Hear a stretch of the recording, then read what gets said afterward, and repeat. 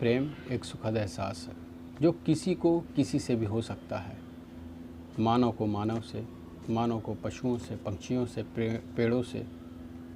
लेकिन इसी प्रेम का बदला हुआ नाम होता है इश्क, मोहब्बत, जो किसी मानव को ही मानव से यानी कि किसी लड़के को किसी लड़की से होता है। और जब तक ये अपने दायरे में रहता है तब तक तो बहुत अच्छा लगता है, लेकिन जब ये अपना दायरा पार करके पागलपन में बदल जाता है तब बहुत मुश्किलें आती हैं। और इसके लिए आशिक कुछ भी कर गुजरने को तैयार रहते हैं, जो कि हमेशा ही नुकसानदेह होता है, सामाजिक तौर से, व्यक्तिगत तौर से, आर्थिक तौर से, हर तरीके से। यहाँ तक कि इसमें लोग एक दूसरे की जान भी लेने को तैयार हो जाते हैं। कुछ ऐसी घटना घटी दिल्ली के बवाना में जिसे देखकर लोगों के रोंगटे खड़े हो गए, और जिसने भी देखा वो तमाशबीन बने, केवल तमाशा देखते रहे, किसी ने रोकने का प्रयास भी नहीं किया। नमस्कार, मैं आपका दोस्त और होस्ट मोहन पटेल, और क्रिएशन बाय एमपी में आपका बहुत बहुत स्वागत करता हूँ। दीपा एक 20 वर्षीय युवती जो कि दिल्ली के बवाना इलाके की इंदिरास कॉलोनी में अपने परिवार के साथ रहती थी। उसका परिवार मूलतः उत्तर प्रदेश के कन्नौज यानी कि फर्रुखाबाद का रहने वाला था। उसके माता पिता बहुत पहले ही रोज़ी रोटी के तलाश में दिल्ली गए, और वहाँ जाने के बाद रोज़ी रोटी की तलाश पूरी हुई और धंधा पानी ठीक ठाक चलने लगा तो सपरिवार वहीं रहने लगे। दीपा के परिवार में कुल 4 लोग थे, उसके माता पिता, उसका बड़ा भाई और वो। माता पिता अपने धंधे में व्यस्त रहते थे और दोनों भाई बहन पढ़ाई करते थे। लॉकडाउन के पहले यानी लगभग 2018-19 में दीपा ने अपनी 12वीं की पढ़ाई पूरी करी थी, और किन्हीं कारणों से उसने अपनी पढ़ाई बंद कर ली। उसके बाद लॉकडाउन के दौरान वो घर से ही कोई ऑनलाइन कोर्स कर रही थी कंप्यूटर का, जिस दौरान उसका कॉलोनी में आना जाना लगा रहता था।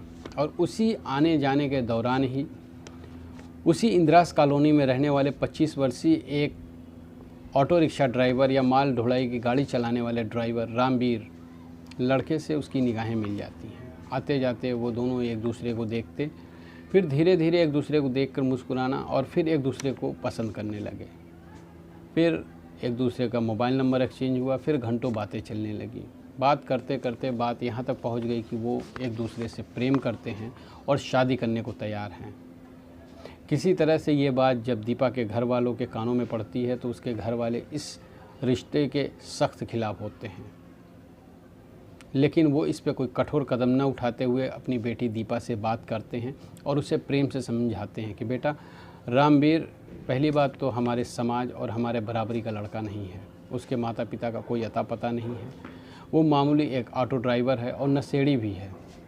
अगर ऐसे लड़के से हम तुम्हारी शादी को तैयार भी हो जाएं तो तुम्हारा भविष्य क्या होगा।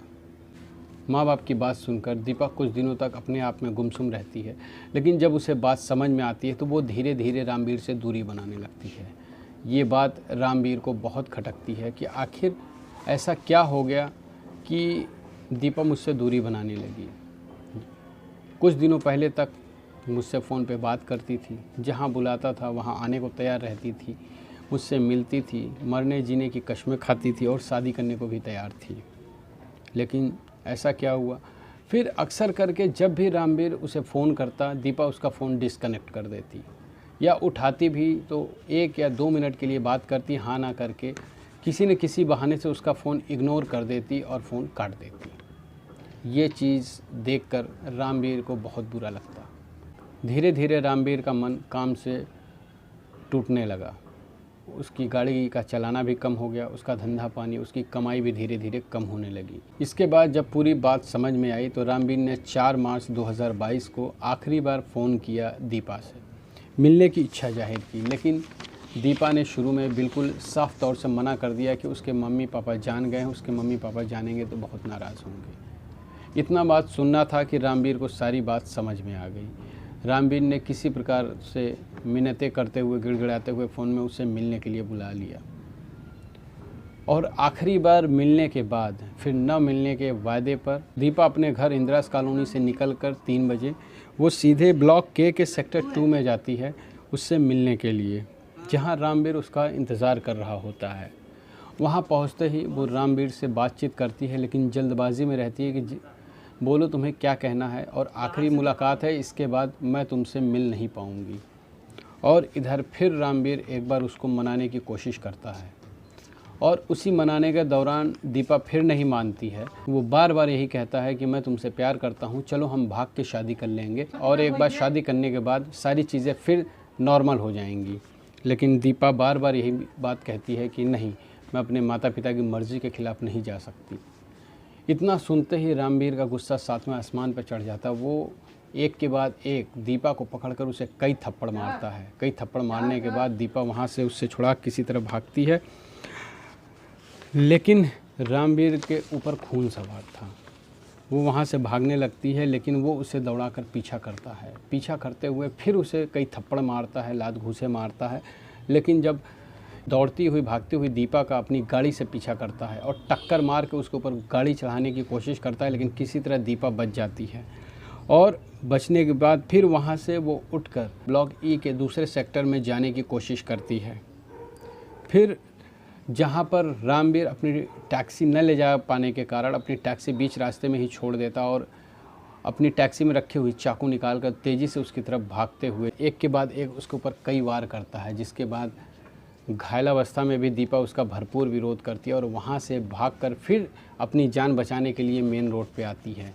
जैसे ही एक गली में मुड़ती है, वहाँ एक 44 वर्षीय मजदूर जो कि रिहाड़ी की मजदूरी करता था, वो बचाने की कोशिश करता है, लेकिन जब रामवीर आकर उसे धमकी देता है तो उसकी भी हिम्मत छूट जाती है और चाकू के वार से दीपा बेहोश हो जाती है।